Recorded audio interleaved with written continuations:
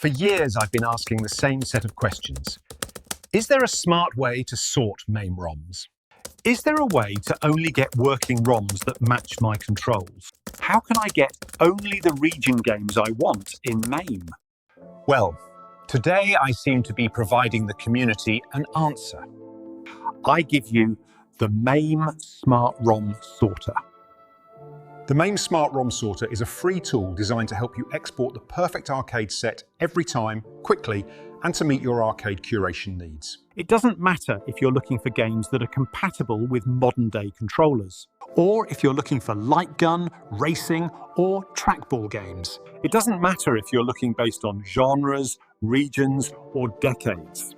This tool lets you build the ideal set to help you meet your arcade curation dreams. Before we begin, a strict warning. This program is a sorting tool, not a source of ROM files. Please do not ask me for ROMs. I am not responsible for your files, and this channel does not support piracy. Before we launch the tool, there is one absolute prerequisite. You must start with a complete, non-merged MAME ROM set. This ensures every single game has all its required files bundled together so they can be exported cleanly. For clarity, the ROMs being used in today's video are a non-merged set, complete with chud, sample, and BIOS files. Again, I will not link to ROMs, but it is important to know the root of the source ROMs for verification purposes. For today's video, we are sourcing our ROMs from the Pleasure Dome. Before downloading the software, let's look at our source build. We have a testing install of MAME located on the root of our E drive. This E drive build is strictly for testing. It's more of a tool than a build, and it holds all of our non-merged source files. The workflow is to build the set using this source, and once we have our perfect set, we will copy it over to our final deployable unit. Because these files are massive, we are using a 4 TB SanDisk drive. We highly recommend using a 2 to 4 TB drive for MAME Sorter. If you need one, there is a link in the description for the exact SanDisk drive we are using in today's video. Assuming you have access to a working non-merged source installation of MAME and a deployable unit ready, we can get started. Let's move over to GitHub to download the latest release of the MAME Smart ROM Sorter. At the time of making this video, we are working with version 4.76. From the GitHub page, navigate to the latest release and download the executable file. A quick note on security. Windows will likely flag this download as an unrecognized app. This is a harmless false positive typical for independent open source tools. Simply instruct Windows to allow the download. With the download complete, navigate to your Downloads folder. Locate the executable and simply cut the file from this temporary location. The software should run from within your source MAME directory. Navigate to your MAME folder and paste the executable directly into the root for best access. When you launch the application for the first time, Windows Defender will likely halt the process, flagging it as an unrecognized app. To proceed, simply click More Info, followed by the Run Anyway button. This is a standard false positive for independent open source software. Upon launch, you'll be greeted by a familiar cinematic voice and the welcome screen. Simply click I agree to proceed. Next, the application will prompt an automatic update check. Select Yes. Once the system confirms you are up to date, click OK. This brings us to the foundational setup window, granting you access to the INI downloader and the XML generator. The sorter is now automatically downloading essential MAME configuration files. These INI files define crucial operating parameters and specific hardware logic. Additionally, the application is requesting your existing MAME installation to generate its complex XML database. The sorter manages this intricate communication, entirely automating a process you would otherwise have to execute manually. With the automated setup complete, the primary dashboard appears, defaulting to the Path and Config tab. Please note that this graphical interface is in active early development, with structural improvements planned for future releases. Because we launched the application directly from the MAME root directory, the software has automatically detected and populated your installation paths. No changes are required here. However, if you launch the tool from a different location, you must use the Auto Select MAME root folder button to manually define your installation path. Finally, direct your attention to the Output Directory option. This vital setting allows you to designate exactly where the sorter will copy your finalized deployable ROM set. Moving to the Controls tab, the top drop-downs define your maximum player and button counts. Setting players to 4, for instance, ensures the sorter grabs games supporting 1, 2, 3 or 4 players, but ignores anything requiring more. The Input Types section allows you to select the specific hardware present on your arcade panel. Crucially, the directions modifiers below allow you to refine joystick games. You can isolate titles that specifically require a dedicated 4-way or 8-way stick. Finally, observe the Strict Control Filtering checkbox. When enabled, this enforces an absolute match. A game will only be copied if its required controls exist entirely within your selected parameters. Moving to the Filters tab, we begin with Emulation status. This ensures you only copy games that are actually playable, filtering out preliminary or broken drivers. Next is Minimum Game Quality. This utilizes community metadata to filter out the shovelware, allowing you to build a curated list of masterpieces. You can also restrict your list by screen orientation and display type. Perfect if you are building a dedicated vertical cabinet or a classic black and white arcade. The Inclusions section lets you strictly control the presence of clones, bootlegs, prototypes, and mature content in your final build. Below that is the highly recommended 1G 1R, or One Game, One ROM option.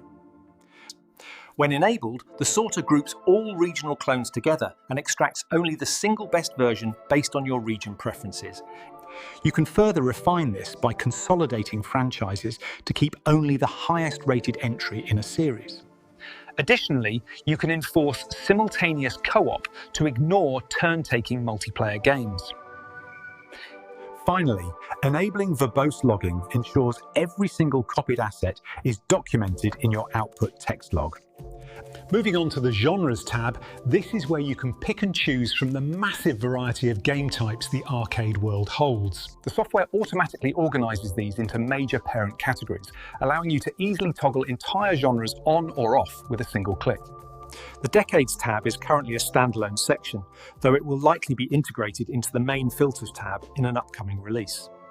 It operates exactly as you would expect, allowing you to isolate games from specific eras using the provided toggles. Next is the Regions and Languages tab. This section is the brain behind the 1G 1R optimization we discussed earlier. The algorithm evaluates these lists from top to bottom. It will always prioritize your highest ranked region first. While currently functioning strictly as a priority list, an upcoming update will transform the left column into an exclusion. This will allow you to completely ban specific regions from the sorting process. Our last stop in the UI is the Operations tab. By default, the software loads a preset highly optimized for a standard modern controller. In future updates, we plan to include dedicated presets for trackballs, lightguns, and driving cabinets, which you can load and save right here. The Manual Updates section provides direct overrides, allowing you to manually check for software updates. From here, you can also force a new XML generation or re-download the God mode metadata. Below the main interface, you will find direct links to essential documentation, community resources, and the incredible teams that make projects like this possible. Once your configuration is set, simply click Run MAME Smart Sorter. Let's execute our first test sort right here on the E drive and watch the engine work. We need to press the pause button for a moment. This next phase happens so quickly, we'll need more time to explain than this powerful engine will allow. The MAME Smart ROM Sorter is not only smart when it comes to arcade ROMs, it also actively detects if it is making a copy to the same drive as the source MAME ROM set. If it is, the system is designed to save massive amounts of time and storage space by using hard linking. A hard link creates a new directory entry that points directly to the existing physical data on your hard drive. The result? A perfectly customized playable ROM set that generates instantly and consumes absolutely zero additional disk space. This isn't magic, but it is smart coding. We'll go ahead and unpause it now and add this disclaimer. If you are making a copy to a different drive than the source drive that holds your ROMs, your copy speed will be that of a normal drive-to-drive copy. We will demonstrate a drive-to-drive sort shortly so you can see the time difference. When the sorter is done making its copy, you will hear Game Over. Game over. With that now said, the final log message reads, Finished successfully, check log for missing files. So let us do exactly that. Let's open the filter log in Notepad++ and verify our results. With the file now open, direct your attention to the top. The run header and filter choices meticulously record your directory paths. This includes every parameter and rule you set for this specific custom build. Moving down to the pipeline summary, the engine confirms its execution. Notice it explicitly states that all 2,569 assets were instantly hard-linked. Scrolling through the copied assets list, which spans over 2,600 lines, you will see the link tag proudly displayed next to every single CHD, ROM and sample. Near the bottom is the skipped asset summary. This is a vital debugging tool. It shows exactly how many thousands of games were rejected by your specific filters, such as the 1G1R rule. Finally, we reach the missing assets section. Here, the sorter has flagged a few missing Namco and QS1000 device chips. These are likely newly required audio dependencies missing from my personal archive. This granular reporting allows you to easily source missing files without guessing why a game failed to launch. Leaving the filter log behind, let's step directly into the root of my MAME directory on the E drive. By highlighting the source ROMs and samples folders, we establish our baseline. The original archive is a massive 1.15 terabytes. Now, let's examine the properties of the custom output folder our MAME Smart Sorter just built. Windows reports this new folder is 96.1 gigabytes. But here is the critical proof. Because these are hard links, this perfectly curated collection consumed effectively 0 additional disk space. Returning to the dashboard, it is time to demonstrate a true physical drive-to-drive copy. Under the Paths tab, we will change our output directory to a fresh MAME installation on the desktop. Because the desktop resides on a different drive, the engine cannot use hard links. Instead, it must perform a full physical copy of the data. We will leave all filter settings completely untouched to ensure a perfect apples-to-apples comparison. We're now ready to sort to our desktop build, and we're using all the same settings as before. The only thing we've changed is the drive we are copying to, and with that in mind, let's continue. After clicking Run, you'll see that the sorter is taking much longer to run. This is because this is a physical drive-to-drive copy, and to save time, we'll be fast-forwarding this next section. For the record, copying those 96 gigabytes took exactly 4 minutes and 22 seconds. While the engine works, let's discuss the software itself. We are actively seeking users to test this application and report any bugs. While we believe the logic is highly accurate, it is fully automated. Occasional sorting mistakes will happen. The engine is ultimately only as reliable as your source ROMs and the metadata provided by the community. We highly recommend reviewing your custom set after generation, allowing you to manually add or remove specific titles. Looking ahead to our roadmap, several interface changes are planned. The Decades tab will be consolidated into the Filters tab. Additionally, the One Game, One ROM toggle will move to the Regions tab, as those functions work hand in hand. It is also worth noting that this tool features an offline mode. It can function completely without the community INI files. However, without that rich metadata, the sorting logic relies entirely on the MAME XML, making it less accurate. And just like that, the copy is complete. Let's return to normal playback speed and check our output. With the copy complete, we can find our newly generated filter log sitting right in our source MAME directory, just as before. Let me bring that Notepad+ window into view so we can examine the results of this physical transfer. Because we exported to the C drive, the engine dynamically switched methods. You will immediately notice a difference in the log format. Scrolling down to the pipeline summary, the numbers tell the exact story. 0 assets were hard-linked and all 2,569 were physically copied. Looking at the asset list below, the difference is crystal clear. Every single file now bears the copy tag rather than the link tag we saw earlier. Aside from this crucial distinction, the rest of the log remains completely identical. This proves our filters applied consistently across both transfer methods. With the log review complete, let's head over to our fresh MAME installation located on the desktop. Opening the directory, you can see the engine has successfully populated both the ROMs and samples folders with our customized selection. To verify the final footprint, let's back out and open the Properties menu for the entire MAME folder.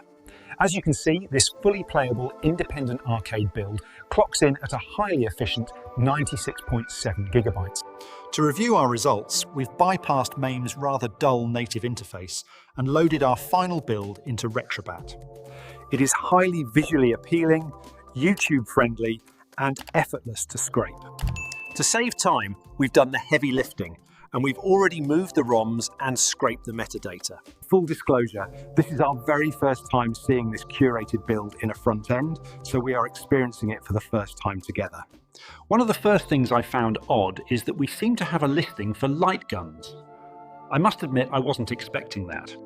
I'd kind of like to take a look, so let's investigate exactly why these made the cut.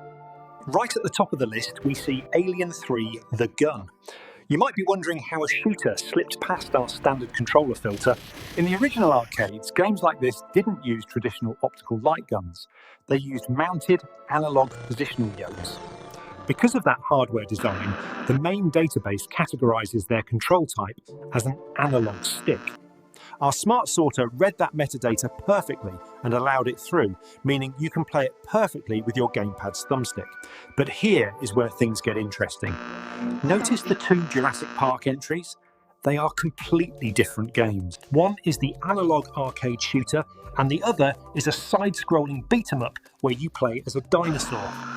Both legally passed our controller filter because one uses an analog stick and the other uses a standard joystick.